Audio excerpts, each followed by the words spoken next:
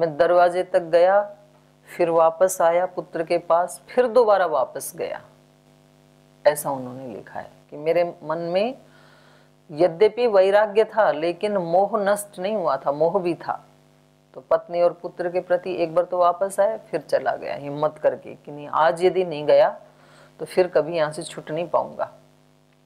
और उन्होंने घनघोर तपस्या की और सारा जप तप करके जब उनको बुद्धत्व प्राप्त हो गया, बुद्ध बन गई जब वो, तो उनके पिता उनसे मिलने के लिए गई कि आप एक बार हमारी नगरी में आ तो जाओ, राजा की दृष्टि से नहीं, मेरे पुत्र की दृष्टि से नहीं, एक योगी की दृष्टि से आ जाओ, एक प्रजा का राजा आपको आमंत्रित करने आया है। उनके पिता राजा तो थे ही। तो उन्होंने स्वीकार कर लिया, क्योंकि अब उनको ये था कि अब तो मैं बुद्धत्व को प्राप्त हो गया, तो अब तो कोई दिक्कत है ही नहीं, ना कोई राग है ना द्वेष है। तो ठीक से उन्होंने अपने पिता के आमंत्रण को स्वीकार किया और उनके पिता ने कहा कि आप महल में प्रसाद लेने के लिए आएंगे अपने शिष्यों के साथ। वो भी उन्होंने स्वीकार किया। और जब वो गए तो उनको भोजन परोसने के लिए यशोधरा आई, मतलब जिस भी महल के जिस भी कमरे में मकान में उनको भोजन की व्यवस्था की थी वहां पर।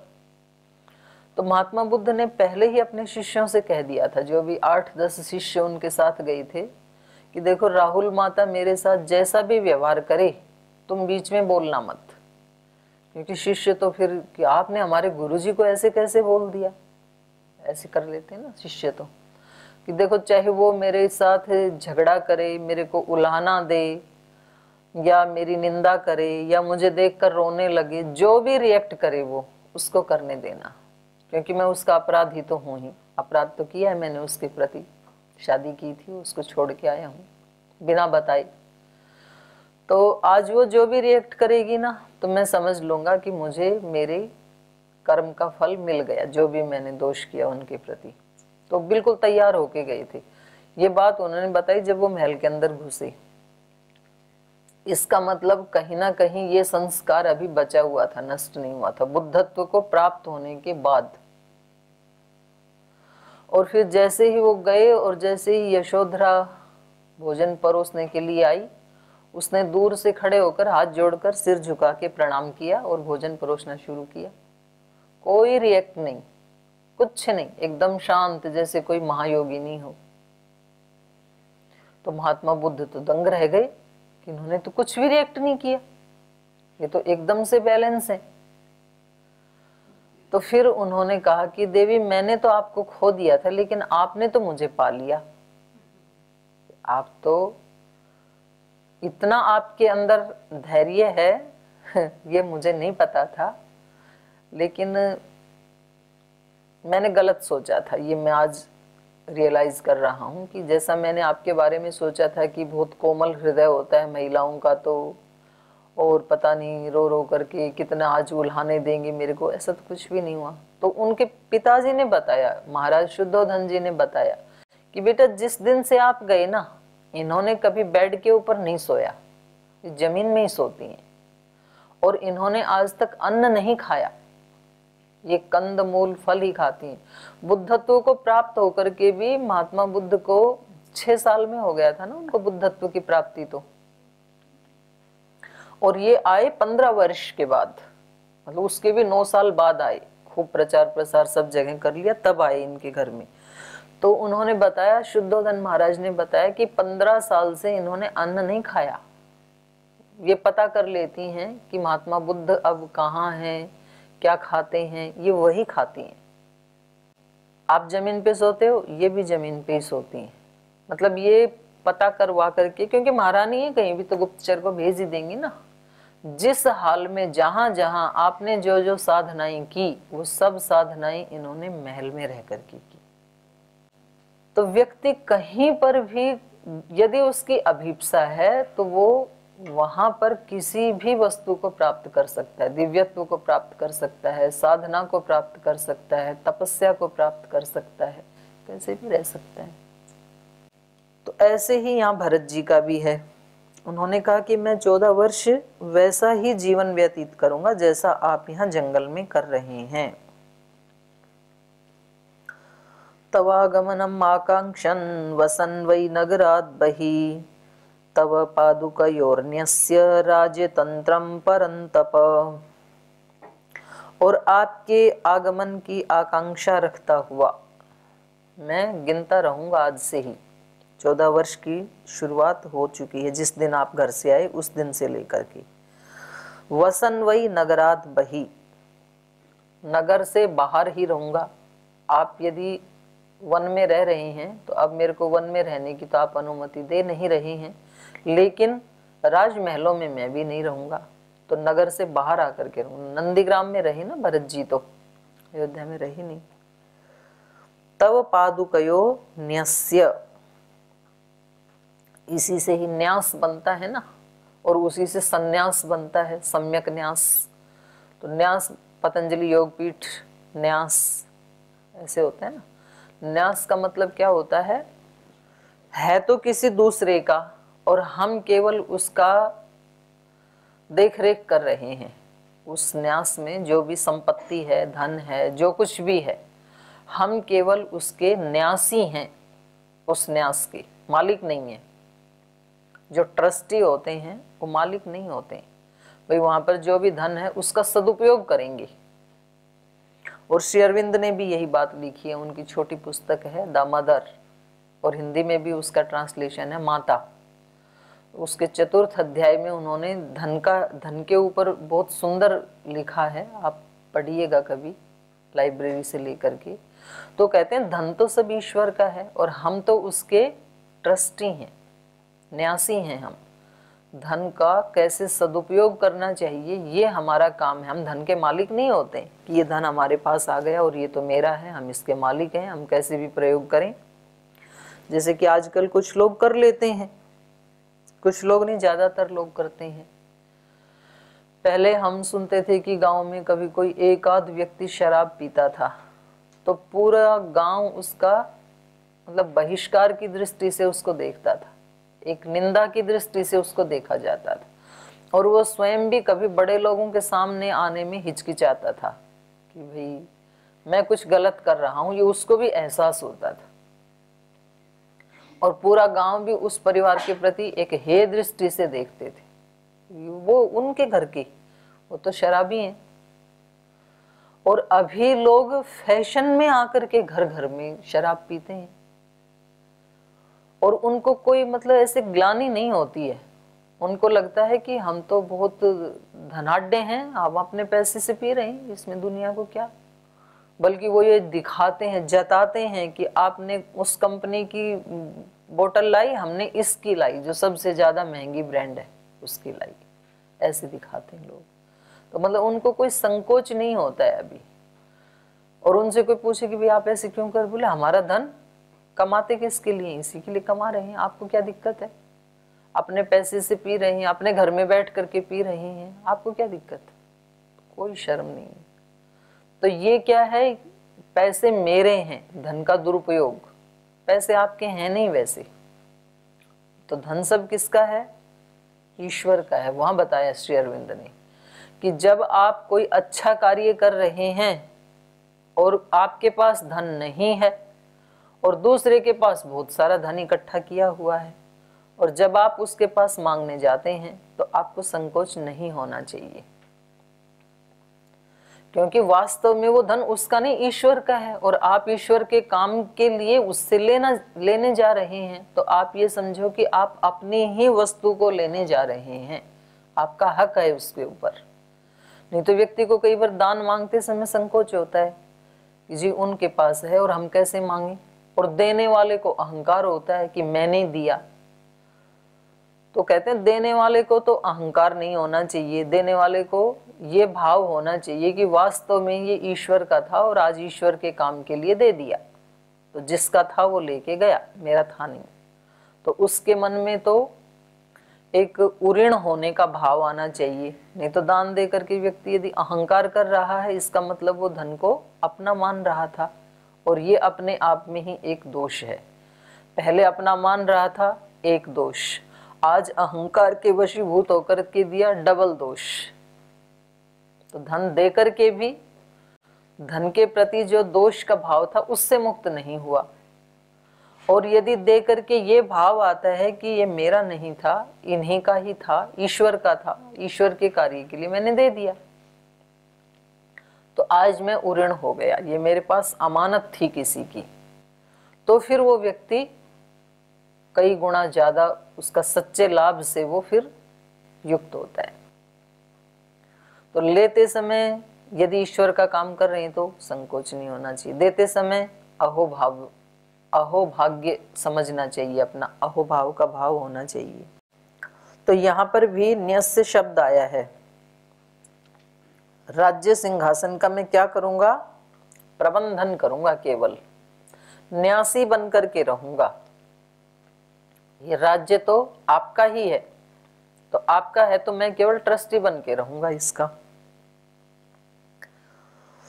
तव पादुकयो हो, आपकी पादुकाओं का, न्यस्य राजतंत्रम परंतपः, राजा तो हैं आपकी ये दोनों पादुकाएं, और मैं इन पादुकाओं का न्यासी बन करके रहूंगा, इसका प्रबंधन करने वाला सेवक बन करके रहूंगा, और राजतंत्र का मैं पूरा ख्याल रखूंगा। कितनी बड़ी बात है ना ये। तो आप 17, 18, 19 और ऊपर 14 को भी लगवाया था, तो इनको निशान लगा लीजिए।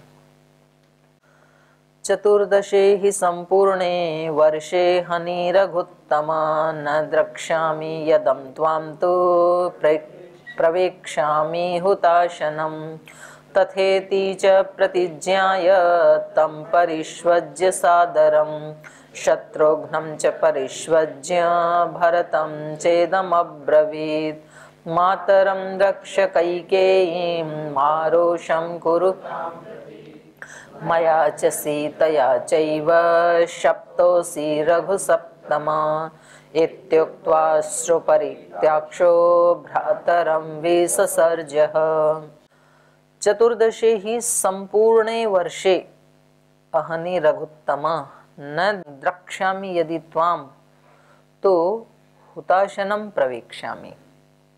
बोले 14 वर्ष पूरे होने तक, 14 वर्ष तक मैं बिल्कुल कोई आपकी उसमें साधना में या प्रतिज्ञा का पालन करने में कोई बाधा नहीं डालूंगा। चतुर्दशी ही संपूर्ण है, लेकिन जिस दिन संपूर्ण हो जाएंगे उस दिन हे रघुत्तमा, हे रघुकुल में उत्तम श्री राम, संपूर्ण हो जाने पर अहनि न द्रक्ष्यामि यदि त्वाम, एक दिन भी यदि आपको नहीं देख पाऊंगा 14 वर्ष के बाद, मतलब एक दिन भी यदि लेट किया, अगले दिन ही यदि आपको नहीं देख पाया मैं, तो हुताशनम प्रवेक्ष्यामि, फिर मैं अग्नि में प्रवेश कर जाऊंगा। मतलब एक दिन भी इंतजार नहीं करूंगा। 14 का मतलब 14 ही है। ऐसे नहीं हो सकता है कि 14 वर्ष एक दिन और हो जाए, कि भाई 14 वर्ष तो कल पूरे हो गए, तो अभी 1-2 दिन आ रहे हैं धीरे धीरे रास्ते के अलग। यहाँ से जब विद्यार्थी छुट्टी जाते हैं तो छुट्टी मांगते हैं 2 दिन की, और फिर आते हैं 6 दिन में। तो हमने कहा छुट्टी तो 2 दिन की मांगी थी। बोल जी 2 दिन जाने के, 2 आने के, और 2 ही तो ही छुट्टी। तो ऐसे श्री राम भी कहाँ, पता नहीं जंगल में से कहाँ से आएंगे। तो बोले 14 वर्ष के बाद फिर आप कहो कि ये आने के दिन अलग एक्स्ट्रा, वो नहीं चलेगा। 14 वर्ष पूरे होते ही एक दिन भी लेट नहीं करना फिर आप। तो ये आपके लिए है ये लेसन। जितने दिन की छुट्टी मांगो उसी दिन, वो मतलब आपका आने जाने का जो टाइम है वो उसी में इंक्लूड है, वो एक्स्ट्रा नहीं है। जितना दिन बोला था उससे फिर एक दिन भी लेट नहीं, 1 घंटा भी लेट नहीं। तो इसलिए वहां विश्वविद्यालय में तो फाइन लगा रखा है हमने कि 8 बजे तक आना है, मतलब 8 बजे तक ही आना है। यदि 10 बजे भी आए तो 500 रुपये लगेंगे। तो यहाँ पर इन्होंने पेनल्टी तो नहीं लगाई श्री राम के ऊपर कि आप एक दिन भी लेट आए तो आपको 1000 रुपये देने पड़ेंगे, ऐसे तो नहीं कहा। लेकिन बोले मैं नहीं मिलूंगा फिर आपको, क्योंकि मैं आपका ट्रस्टी, आपका सेवक केवल 14 वर्ष ही रहूंगा, वो भी आपके आदेशानुसार, आपके आज्ञानुसार, क्योंकि मेरी तो इच्छा नहीं है कि मैं एक क्षण भी आपके बिना रहूं। लेकिन आपने यदि ऐसे कहा है तो ठीक है, मैं भी अपनी प्रतिज्ञा का पूर्ण रूप से पालन करूंगा। 14 वर्ष आपके राज्य में कोई त्रुटि नहीं होने दूंगा, बहुत अच्छे से चलाऊंगा उसको, जितनी सामर्थ्य है अपनी तरफ से अपना 100% बेस्ट देना। उसके बाद तो भाई अच्छा ही तो अनंत है, कौन व्यक्ति ये कह सकता है कि इससे अच्छा नहीं हो सकता है। तो अच्छे की तो हमेशा ही गुंजाइश रहती है। लेकिन आप एक दिन भी लेट मत करना। और श्री राम को ये प्रतिज्ञा याद रही बराबर 14 वर्ष तक, क्योंकि लंका विजय के बाद लक्ष्मण जी तो भूल गए थे इसको। उन्होंने कहा भैया थोड़े दिन रहो ना, यहाँ कितनी सुंदर लंका है, पूरे नगर में सोने की प्लेट चढ़ा रखी थी रावण ने, इतना ज्यादा धन लूटा उसने। समुद्र का किनारा है, कितना सुंदर नगर है, रहो ना थोड़े दिन यहाँ। लक्ष्मण जी को भी लगता हुआ 14 साल तो हो गए जंगलों में खाक छानते, तो 2-4 दिन तो रह लेने दो यहाँ पर, अब नगर में पहली बार आए हैं तो 14 साल के बाद। श्री राम को याद थी प्रतिज्ञा, बोले आपको पता है एक दिन भी मैंने लेट किया तो भरत मिलेगा नहीं फिर मुझे, अग्नि में प्रवेश कर जाएगा वो। तो कोई कहीं भी तपस्या करता है तो श्री राम की दृष्टि से वो ओझल नहीं होता है, श्री राम को सब पता होता है। राम का मतलब ब्रह्म, परमात्मा को सब पता होता है। तो राम की तो दृष्टि पूरी बराबर है भरत जी के ऊपर, तो लक्ष्मण की नहीं थी, कोई बात नहीं। तो श्री राम ने यहाँ कहा तथेति च प्रतिज्ञाय तम परिष्वज्य सादरम। तो श्री राम ने कहा कि बिल्कुल ठीक है, 14 का मतलब 14 ही है, एक दिन भी ऊपर नहीं होगा। और ऐसा करके आदर पूर्वक उनको अपने गले से लगाया। शत्रुघ्नम च परिष्वज्य, और शत्रुघ्न को भी गले से लगाया। भरतम च इदम अब्रवीत, और अब अंतिम वाक्य कह रहे हैं भरत जी को। तो कई बार जो अंत में कहा जाता है ना वो वाक्य बहुत अच्छे से याद रहता है। तो कभी कभी जैसे माता पिता भी या गुरुजन भी पहले पूरा समझा देंगे, फिर बोलो जाते जाते अंतिम बात मेरी सुन के जाओ, तो वो फिर लंबे समय तक याद रहती है व्यक्ति को कि मेरे को आते समय मेरी माँ ने ऐसे कहा था, आते समय पिता ने ये कहा था, आते समय गुरुजनों ने ये कहा था। तो श्री राम की ये अंतिम बात है भरत जी के लिए, कैकेयी मातरम रक्ष, क्योंकि श्री राम को डाउट है कि इनको माता जी के ऊपर बहुत गुस्सा आया हुआ है। तो यद्यपि एक बार तो पहले कह ही दिया था 14 नंबर श्लोक में, अब दोबारा उस बात को और दृढ़ करना चाहते हैं कि कैकेयी माता की रक्षा करना, क्योंकि श्री राम तो हर व्यक्ति के अपने हैं और वो हर व्यक्ति के प्रति करुणा का भाव, कृपा का भाव रखते हैं। कैकेयी ने एक बार स्वीकार किया कि जी मेरे से तो दोष हो गया और अब आप मेरी रक्षा करो, मेरे को क्षमा करो। तो जब जो आत्मा अपने अपराध को सच्चे हृदय से स्वीकार कर लेते हैं तो भगवान उसको उसी समय क्षमा भी कर देते हैं। अपि चेत सुदुराचारो भजते माम अनन्य भाग साधुरेव स मंतव्य सम्यक व्यवसितो ही स, क्योंकि उसने सम्यक निश्चय किया है। सम्यक व्यवसितो मतलब सम्यक निश्चय किया, उसने ठीक निश्चय किया है, तो इसलिए उसको साधुरेव मंतव्य, साधु ही मानना चाहिए। माना तो उसको जाएगा ना जो है नहीं, अगर साधु हो ही गया फिर तो मानना क्या है, हो ही गया, लेकिन वो साधु है नहीं अभी,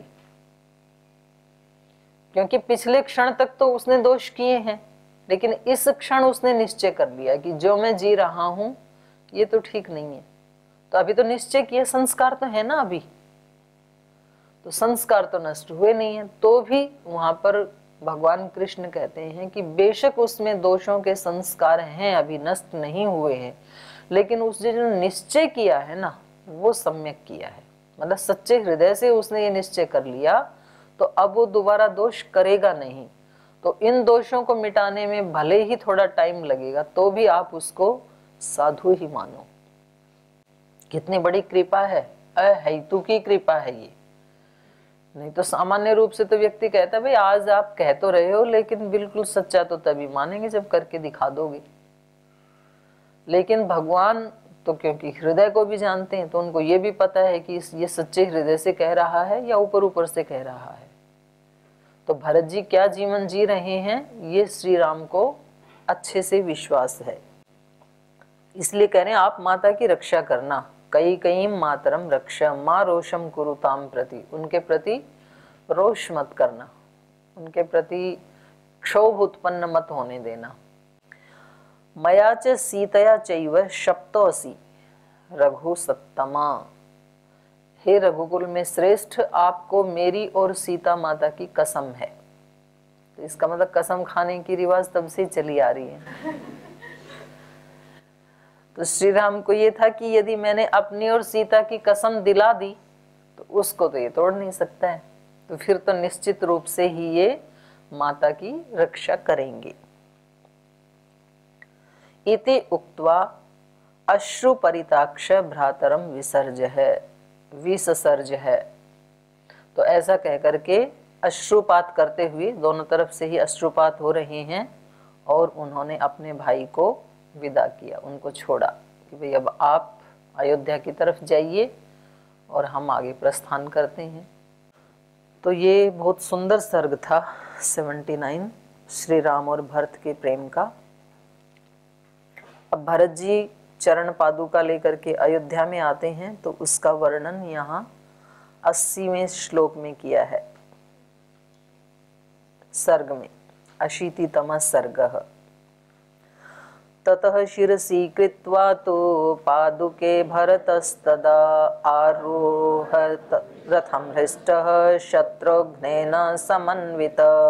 वसिष्ठो वामदेवश्च जाबालिश्च दृढव्रतः अग्रतः प्रययुः सर्वे मन्त्रिणो मन्त्रपूजिताः। स्निग्धगम्भीरघोषेण स्यन्दनेन पयान् प्रभो अयोध्यां भरतः क्षिप्रं प्रविवेश महायशाः। ततो निक्षिप्तमात्री स अयोध्यायां दृढव्रतः।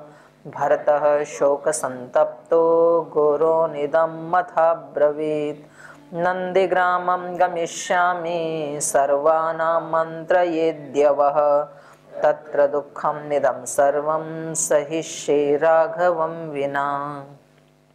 ततः तत्पश्चात पादुके शिरसी कृत्वा, दोनों खड़ाओं को माथे से लगा करके सिर पे रख करके, तदा भरतः आरुरोह रथम, रथ पर आरूढ़ हो गई। दोनों खड़ाऊं अपने सिर पे रख ली हैं। राम भक्त ले चला रे राम की निशानी, सिर पे खड़ाऊं और आंखों में पानी। तो ये ऐसा ही है यहाँ पर भी। तो इन्होंने चरण पादुका को सिर पे रख करके, उनको सिर से लगा करके, रथम आरुरोह हृष्टः शत्रुघ्नेन समन्वित, लेकिन प्रसन्न है, हृष्ट। क्यों? कि चलो कोई बात नहीं, आना निष्फल तो नहीं हुआ ना। तो ये है पॉजिटिव थिंकिंग। थोड़ा सा भी फल मिला, उतना क्या कम है। भाई की अनुमति मिल गई, चरण पादुका मिल गई, ये क्या कम है। ये साधक की निशानी है। और जिसकी नेगेटिव थिंकिंग होती है ना, उसको ज्यादा भी मिल जाए तो उसको वो भी कम ही लगता है। जैसे यहाँ पर कई रोगी आते हैं ना, तो कुछ का तो थोड़ा सा रोग बचा है तो भी वो कहेंगे ना जी बिल्कुल ठीक है, अब तो यहाँ आकर के हम तो 8 दिन में एकदम ठीक हो गए। और कुछ बोले भाई कुछ आराम मिला, बोले हाँ जी बस आए तब पार्किंसंस थी, तो ज्यादा तो नहीं, बस अब हाथ पैर हिलने बंद हो गए। भाई 8 दिन में हाथ पैर हिलने बंद हो गए, पार्किंसंस खत्म हो गया, और ज्यादा क्या चाहिए। तो उसको मतलब ये भी कम ही लगता है। बोले नहीं कुछ खास तो नहीं लग रहा, बस इतना है कि अब हाथ पैर हिलते नहीं है। तो ये भरत जी की कितना बड़ा हृदय है। हृष्टः शत्रुघ्नेन समन्वितः, कम से कम भाई ने खड़ाऊं दे दी, तो इस बात से ही प्रसन्न होकर के वो प्रसन्न भाव से शत्रुघ्न जी के साथ प्रस्थान करते हैं। और उनके साथ साथ वशिष्ठः वामदेवश्च जाबालिश्च दृढ़व्रतः, तो सभी तीनों ऋषि उनके साथ हैं। अग्रतः प्रययुः सर्वे मंत्रिणो मंत्र पूजिताः, तो सभी माननीय मंत्रीगण और ये ऋषिगण ये आगे आगे चल रहे हैं। पुरोहित, पुरोहित है ना ये इनके कुल के, तो पुरोहित का मतलब ही ये होता है जो सामने रहता है हमेशा हित करने के लिए। तो चाहे वो अब यात्रा के समय चलना हो या जीवन की यात्रा हो या शरीर की यात्रा हो, तो उसमें हर समय जो पुरोहित होता है वो आगे चल करके हमारी रक्षा करता है। इसलिए ईश्वर का भी एक नाम पुरोहित है। अग्निमीळे पुरोहितम यज्ञस्य देवम ऋत्विजम, क्योंकि ईश्वर जिस रास्ते पे भी हम चलते हैं वो आगे आगे हमारा पथ प्रदर्शन करते हैं, हमें उसकी प्रेरणा देते हैं, बशर्ते कि हम सुने उनकी प्रेरणा को। वो बताते हैं ऐसे करो, ऐसे मत करो, ये आपके लिए ठीक है, ये आपके लिए ठीक नहीं है। तो यहाँ पर भी भरत जी की जो यात्रा है अयोध्या की तरफ, उसमें उनके मंत्रीगण और उनके गुरुजन उनके आगे आगे चल रहे हैं और इन्होंने अपने भाई से चरण पादुका लेकर के और उनके पीछे पीछे अयोध्या की तरफ प्रस्थान किया है। तो आज यहीं हम पाठ को विराम देते हैं। शेष कल।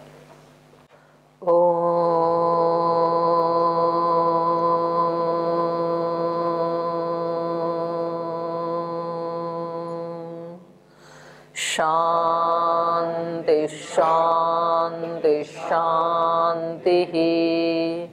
श्री गुरुभ्यो नमः।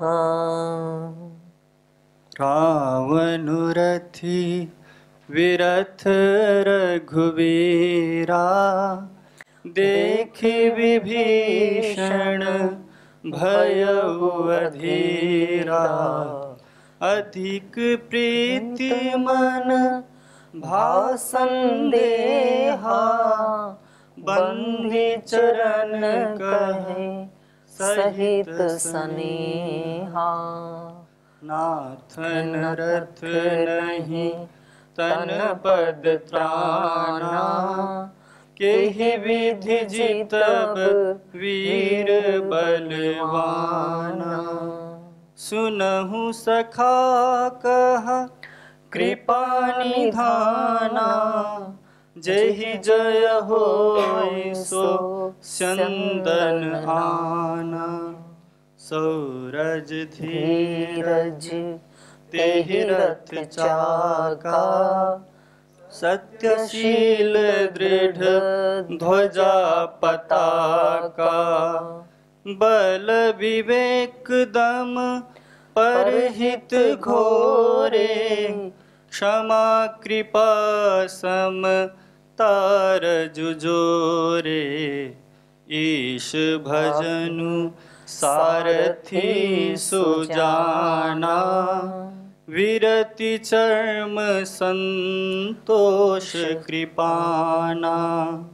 दान परसु बुद्धि शक्ति प्रचंडा, वर विज्ञान कठिन को दंडा। अमल अचल मन त्रोण समाना, समयम नियम शिली मुख नाना। कवच अभेद विप्र गुरु पूजा, एहि सम विजय उपायन दूजा। सखा धर्ममय असरथ जाके, जितन कहन कतहूँ रिपुता के। जितन कहन कतहूँ रिपुता के, जितन कहन कतहूँ रिपुता के। श्री